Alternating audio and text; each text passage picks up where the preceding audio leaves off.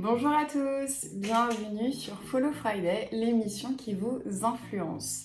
Alors pour ce troisième numéro, c'est un peu particulier puisque comme vous pouvez le voir, Myriam n'est pas à mes côtés. C'est parce que justement à cause du confinement, nous ne pouvons pas nous voir pour faire cette vidéo. Mais pas de panique, Myriam sera justement de l'autre côté. On va entrecouper nos vidéos et nos transitions. Donc on sera quand même toutes les deux dans la vidéo, mais pas à côté. On n'achète pas des influenceurs au kilo. Cette phrase nous vient tout droit de l'interview qu'on a réalisée avec Cyril Athias pour ce troisième numéro de Follow Friday qui sera, comme vous l'avez peut-être compris, consacré à la rémunération des influenceurs. Faut-il payer les influenceurs? Comment savoir s'il faut les payer? Avec Cyril Athias et la créatrice de contenu Alix Grousset, on répond à toutes vos interrogations sur ce sujet. Bonsoir. Salut les gars. C'est Jojo, Anne Paps. On va parler d'influenceurs. Est-ce que vous connaissez des influenceurs? He blocked me. Depuis des années, la question de la rémunération des influenceurs est un peu dans toutes les têtes, dans toutes les bouches. Quelles sont les données à prendre en compte? Quelles sont celles qu'il faut analyser? Eh bien, Cyril Athias a décidé de répondre à toutes vos interrogations sur le sujet. Je suis Cyril Athias, donc je suis fondateur d'agence-des-médias-sociaux.com, agence social média et influence depuis 2010, et aussi fondateur d'Agence des influenceurs qu'on a lancé en 2018, qui est une offre de production dédiée aux influenceurs.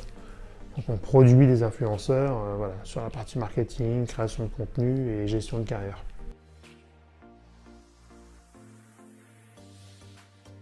Au début, quand on a commencé, on ne rémunérait pas les créateurs de contenu, puisqu'on faisait vite des expériences en tant que tel, et c'était un métier qui n'était pas si professionnalisé que ça. Aujourd'hui, c'est devenu un métier. Donc aujourd'hui, nous, on a l'habitude de rémunérer les influenceurs en fonction du travail et de ce qu'on leur demande de faire. Parce qu'aujourd'hui, ils ont différentes casquettes.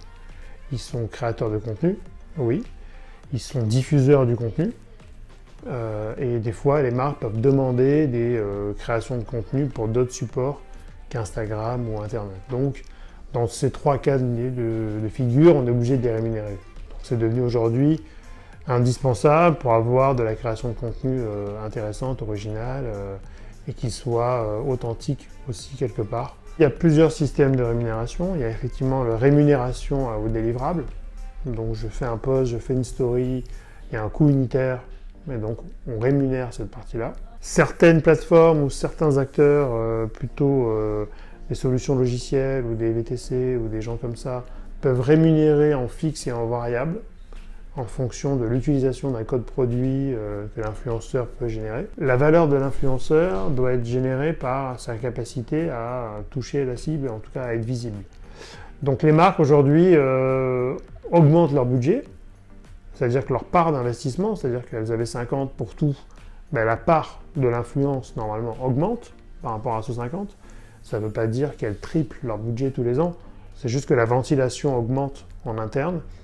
Ensuite, les influenceurs doivent quand même mesurer une augmentation tarifaire qui doit être justifiée. Il faut avoir les vraies statistiques, il faut mesurer les impressions, il faut mesurer les engagements, le taux d'engagement.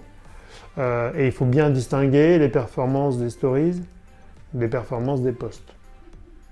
Et surtout, je dirais, aller analyser la communauté de l'influenceur. Certains influenceurs ont plusieurs millions d'abonnés, mais 90% sont situés hors de France. Donc est-ce que pour une marque française qui investit un budget conséquent, c'est intéressant de capitaliser sur 10% de ces 1 million? Il faut aller plus loin que le taux d'engagement public qu'on voit sur Internet, le nombre de commentaires, etc. Et surtout vérifier les commentaires. Parce qu'aujourd'hui, il y a encore des machines à bots qui vont aller automatiser des commentaires, des likes, etc. Donc il faut regarder le type de commentaires que l'influenceur a. Regarder ensuite, après campagne, les vraies statistiques qui en sortent pour faire aussi des pilotes. Moi, je conseille toujours à mes marques d'essayer sur des petits budgets une campagne, mesurer l'efficacité réelle de cette campagne pour ensuite éventuellement multiplier les moyens si on veut continuer dans cette voie-là. Il y a eu des mauvaises habitudes qui se sont faites parce que des marques ont fait des raccourcis très, très rapidement et ont des fois surpayé les influenceurs qui du coup eux-mêmes n'ont pas la vision de leur valeur, on va dire, et se basent toujours sur le prix de la dernière rémunération. Donc si j'ai été payé 10 le mois dernier, je vaux 10 plus, et jamais 5. Donc il y a eu aussi des mauvaises habitudes où il faut sensibiliser l'influenceur pour lui donner aussi une moyenne du marché. Nous, ce qu'on se rend compte aujourd'hui, c'est que le marché français est assez haut par rapport au marché européen. Les tarifs sont très hauts par rapport à des communautés équivalentes, voire surpuissantes à l'étranger, où les tarifs sont très moins chers. Vraiment. En même temps, nous, on aime bien payer au juste prix par rapport à ce qu'on doit donner à faire. C'est pas pour faire des économies à nos clients. On optimise évidemment les budgets qu'on nous donne, mais c'est surtout pour avoir une vraie vision de l'influence et un vrai coût. Parce qu'il n'y a pas de tarif, il n'y a pas de rate card où on va se dire celui qui a 1000 abonnés ça vaut 100 et celui qui a 3000 ça vaut 200. Ça c'est difficilement mécanisable parce que c'est beaucoup la capacité de l'influenceur à créer du beau contenu.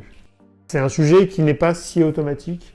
On n'achète pas des influenceurs au kilo, on n'achète pas des likes au kilo, on achète des gens et on achète des capacités de ces gens-là à créer du contenu et surtout ce qu'on a tendance à oublier, à influencer d'autres communautés. C'est-à-dire que si l'influenceur est un influenceur mode, je sais pas moi qui a fait 25 émissions de mannequinat ou qui défile tous les jours, il est très populaire, hein, mais est-ce qu'il a une capacité à influencer ses followers sur une nouvelle voiture, une glace ou alors un produit high-tech? Ça, j'en sais rien. Donc il ne faut pas non plus confondre popularité et influence. Au tour maintenant d'Alice Grousset, créatrice de contenu, de s'exprimer sur le sujet.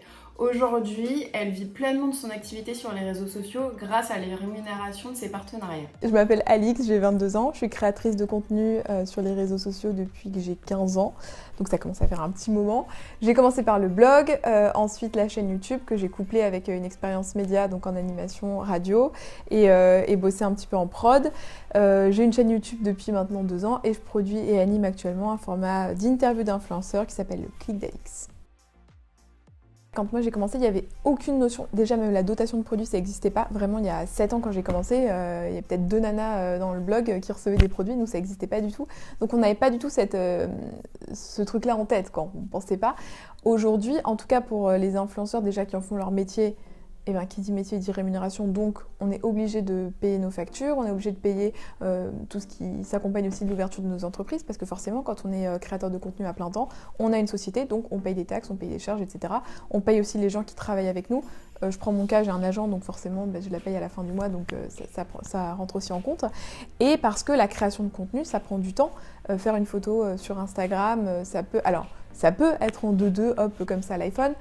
Après, libre à chacun de créer son contenu comme il le veut, mais si je prends mon cas, c'est pas du tout comme ça, c'est vraiment des sessions de shooting qui sont organisées, je suis pas seule, donc il y a des gens à payer avec moi. Je prends un exemple tout bête, là j'ai une collab en fait avec Nocibé sur le long terme, là pour le shoot donc en fait c'est une collab par mois, là pour le shoot de mars, je fais appel à un photographe pro, donc le photographe c'est entre 100 et 200 €, donc forcément ce prix-là va être imputé du prix que moi on va me verser. Il y a des plateformes pas d'affiliation, des plateformes avec lesquelles je travaille pour avoir des OP.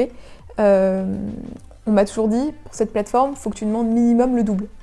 Donc imaginons, on va me proposer 400 € pour un post Insta. Je tombe à 800 en disant je peux pas, j'ai beaucoup de collabs à faire, etc. Et c'est toujours accepté. Donc en fait, il y a ça aussi aujourd'hui, c'est que je pense qu'il faut pas hésiter à négocier et que de toute façon, c'est pas mal vu, tout le monde le fait. Donc voilà, faut pas hésiter. Et puis si ça passe, ça passe. Si ça passe pas, c'est pas grave, on redescend. Aujourd'hui, des collabs avec beaucoup de contenu à fournir. Si c'est du post Insta, de la story, plusieurs stories avec des briefs bien précis, du concours, de la vidéo, etc. Ça passe forcément par une rémunération. C'est très rare que je me fasse plus rémunérer parce qu'il y a une vraie création de contenu derrière. Là où j'accepte des collabs où c'est pas rémunéré, ça va être souvent en story si c'est une petite marque ou que j'ai vraiment un bon gros coup de cœur sur la marque et que je veux la soutenir. Maintenant, c'est vrai que sur des posts fixes, ça m'arrive rarement. Si on va du moins cher au plus cher, on va avoir story, post Insta, IGTV, vidéo YouTube. Et aujourd'hui, les marques, elles demandent parfois des packages. Là, j'ai signé un contrat pour mon compte food, parce que j'ai aussi un compte spécialement dédié à l'alimentation, qui s'appelle Food Alix. Et j'ai un contrat qui va jusqu'au mois de décembre prochain. Donc dans ce contrat, j'ai 2 posts Insta, une IGTV, des stories, un jeu concours. Et donc ça, c'est un gros package qui est hyper intéressant pour moi parce que ça me permet vraiment de travailler sur le long terme avec la marque, de présenter la marque sur le long terme à mes abonnés, de collaborer vraiment avec la marque et que mes abonnés sentent qu'il y a un vrai attachement à cette marque que j'utilisais déjà au préalable. Donc ça, c'est hyper intéressant et c'est les meilleurs collabs. Et aujourd'hui, de toute façon, ce que je passe mon temps à dire avec les marques avec lesquelles on travaille, c'est privilégier les collaborations sur le long terme. Et je me souviens d'un truc que m'avait dit Léna, Léna Situation, on était sur un concert et en fait on était invité par le Crédit Agricole et c'était elle qui m'avait invité en +1. Et on devait faire un truc genre 6 stories, quelque chose comme ça. Et elle m'avait dit, fais-en toujours plus que ce que la marque demande. C'est hyper important. Donc si on te demande 6 stories, t'en fais 10 minimum. Toujours faire plus que ce qu'on demande pour qu'après la marque ait envie de se dire bah, elle a vraiment aimé le partenariat, ils sont vraiment donnés et c'est pas bâclé en 3 stories. Je prends l'exemple, je bosse beaucoup avec Oceans Apart, donc c'est une marque de leggings, enfin de vêtements de sport, ils passent pas mal avec les influenceurs. Ça marche avec du code promo et des sessions de story et c'est sur le brief, je crois que c'est 5 stories. Mais en fait, j'ai 2 ensembles à présenter en 5 stories, j'ai pas le temps de... Il n'y a pas un brief précis en mode faut que vous disiez ça. Il y a juste le code promo à mettre, un hashtag et puis c'est tout. Mais moi j'ai envie vraiment de dire bah, pourquoi je kiffe ces leggings, peut-être de montrer d'autres leggings que j'avais reçus avant et que j'aime toujours autant, des leggings que j'avais même acheté moi-même avant de collaborer avec la marque. Et donc bah, j'ai fait 10 stories à la place de 5. Mais parce que en fait, même je me dis les abonnés si je le fais en 5 stories, ils vont se dire mais c'est ultra rapide. Et donc pour moi c'est pas intéressant parfois de respecter les briefs avec le minimum. Parce qu'en fait, si les gens achètent pas derrière, qu'il n'y a pas de taux de transformation, la marque collaborera plus avec moi, donc c'est pas mon intérêt en fait même de raccourcir les briefs. Même si le sujet risque encore d'évoluer au fil des années, au fil des mois, vous avez déjà quelques petits conseils, vous arrivez peut-être déjà à y voir un peu plus clair sur le sujet donc de la rémunération des influenceurs. Pour ne rien oublier, on vous rappelle les points essentiels à retenir. La rémunération est différente selon le contenu produit. Pour définir cette rémunération, les statistiques de l'influenceur doivent être bien analysées. Une chose à savoir, c'est qu'un influenceur va toujours négocier le montant qu'il sera payé. À vous d'ajuster ensuite selon votre budget. Mais il ne faut pas oublier que créer du contenu leur demande du temps et des moyens pour réaliser ce qu'ils ont en tête, ce qu'ils imaginent. Le 3e épisode de Follow Friday est maintenant terminé. On se retrouve le mois prochain avec une nouvelle thématique, sauf si malheureusement la situation ne s'améliore pas. D'ici là, prenez soin de vous. En attendant, n'hésitez pas, comme d'habitude, à vous abonner, à laisser un petit commentaire pour nous dire ce que vous avez pensé de ce nouveau numéro, à partager cette vidéo aux personnes qui seraient susceptibles d'être intéressées. Et puis nous, on espère, on croise les doigts et on vous dit au mois prochain. Salut! Salut!